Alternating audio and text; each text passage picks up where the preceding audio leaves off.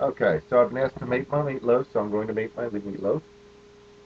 First thing to do is 2 pounds of beef, ground beef. I usually use the 90, well, if I could get it angled right there, 93 and 7. You lose a lot less meat that way. I'm going to pop it open here real fast and just dump it in this little white bowl in front of me. Pretty simple, pretty easy, nothing to that. The whole meatloaf itself doesn't take very long to make and is actually pretty easy. So make sure while you're doing this, you do have your oven preheating to 350. Make sure it is completely preheated before you stick the meatloaf in. So you 2 pounds of ground beef, 2 eggs, crack them open, dump them in. Try not to get no eggshells in there because nobody likes crunchy meatloaf. There's my 2 eggs. All done there. You need 3/4 cup of water. Just regular old water. Dump it on in there. Then that's out the way. In addition to that, what you need is, and if my wife would be so kind as to get me a bowl and a fork, because I am going to have to make my mixture too. You need 1/3 cup of honey.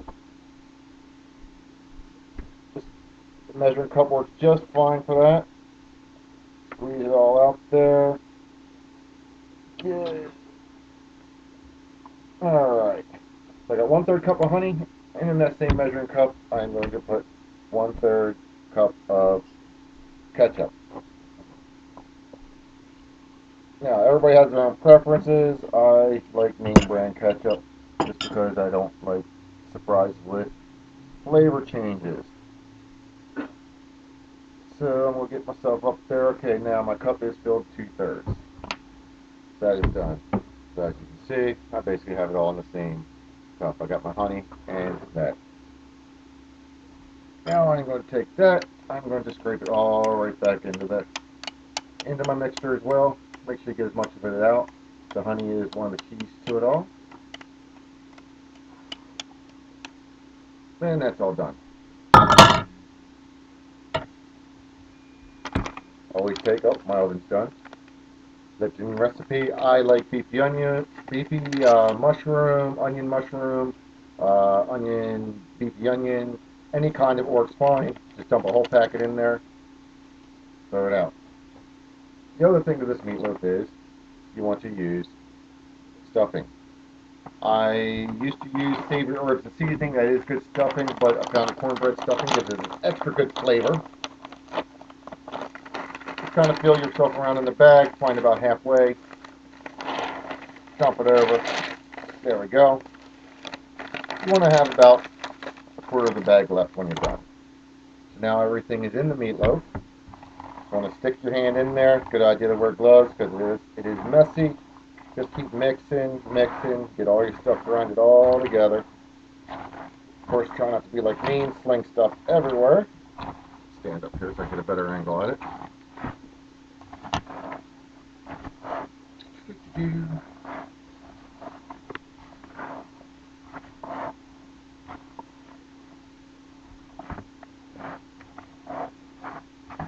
Playing the part of my beautiful assistant is my wife. She's hiding over by her computer.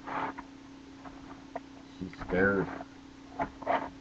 So just make sure you get it all mixed up really, really good. It has to be extra good. Sometimes you'll notice if it does seem a little bit runny, add some more of your stuffing mixed in there.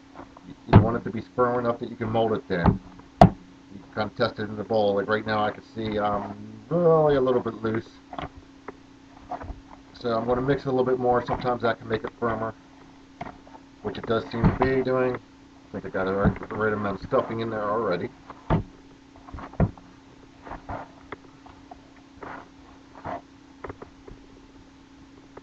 Alright, so with that, we have a nice little mixture of dog food. I'm going to reach over here and grab my pan.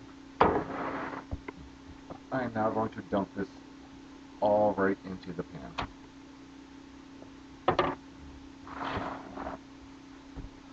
Beat yourself into a meatloaf-shaped contraption. Doesn't have to be perfect. Have fun with it. Make it look like whatever you want to.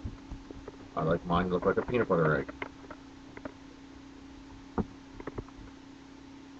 get it as close as you can. It's going to cook no matter what anyway.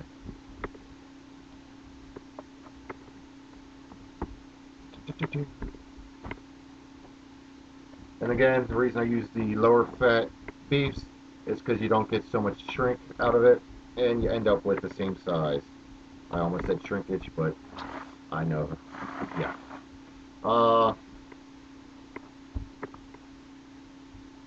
Oops.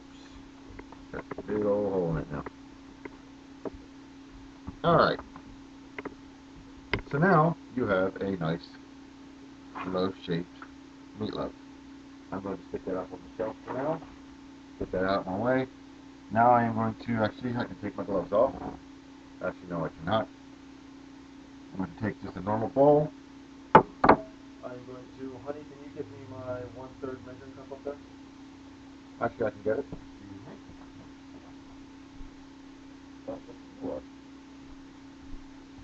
As you can see, I've already broke the handle off my measuring cup. I'm not that coordinated like that. Actually, I'm going to get 1/4 cup. I'm sorry.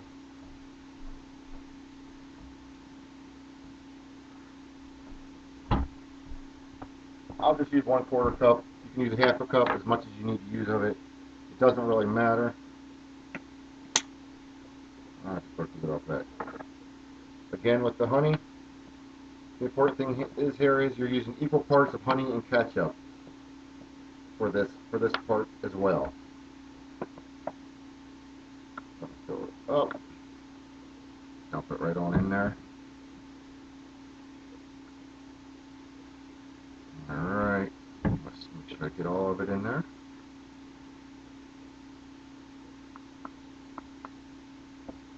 Now with that, I'm going to take ketchup again and use a 1/3 cup of ketchup.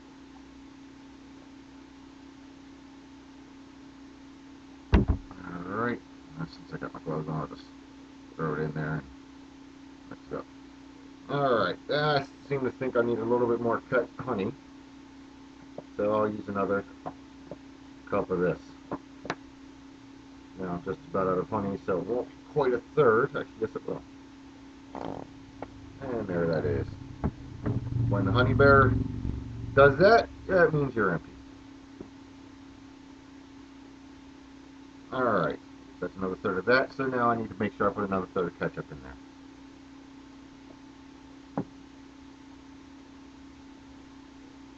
And that's it. Get that out of there.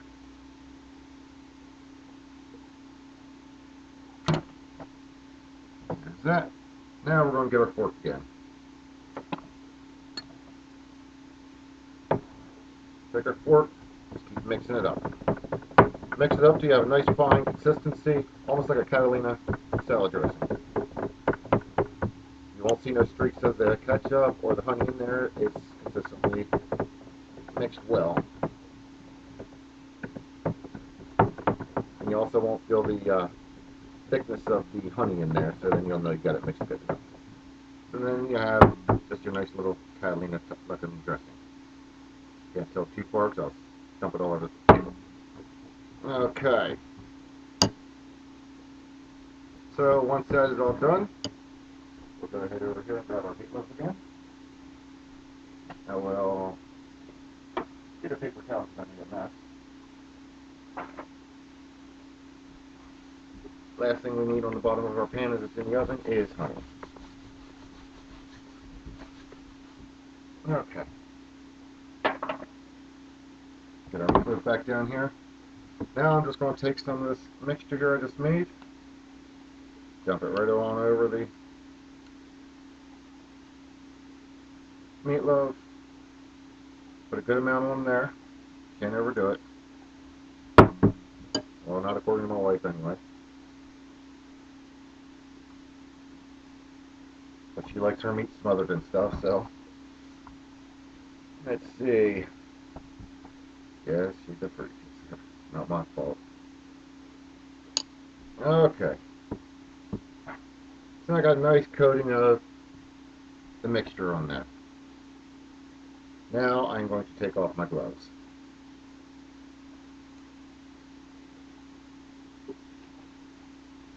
So now, as you can see, there is your meatloaf.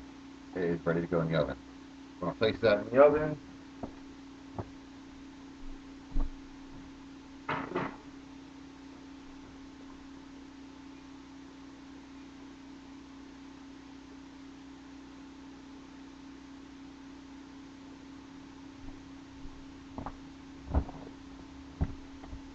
Alright, we place that in the oven. It's going to be in the oven for an hour. In about a half an hour, we are going to pull it out and put another coating of the sauce on it. So we'll be back in just a few minutes. As soon as I pull that out, put the sauce on it, we'll put it back in, and then I'll tell you what we're going to do from there.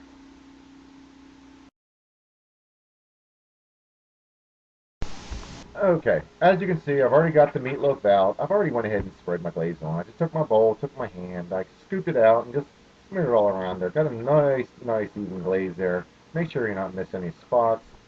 So, and as you can see here, it is nice and coated, nice and gooey. It's running off the sides. That's exactly the way you want it.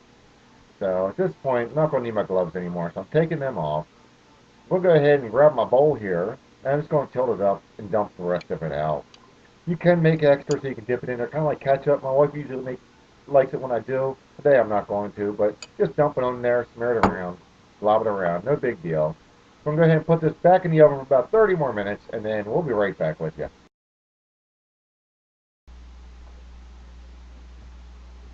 Alright, as you can see, it's all done. Nice caramel glaze on top. What you do to get that is about 10 minutes before it's all done, you want to go ahead and put your oven on broil. Just leave it sit right where it's at, put it on broil, give it about 10 minutes. You can even do it afterwards, but be careful. If you leave it in there too long, it's going to end up being dry. Other than that, put it on a plate, eat. It's dinner time. Enjoy.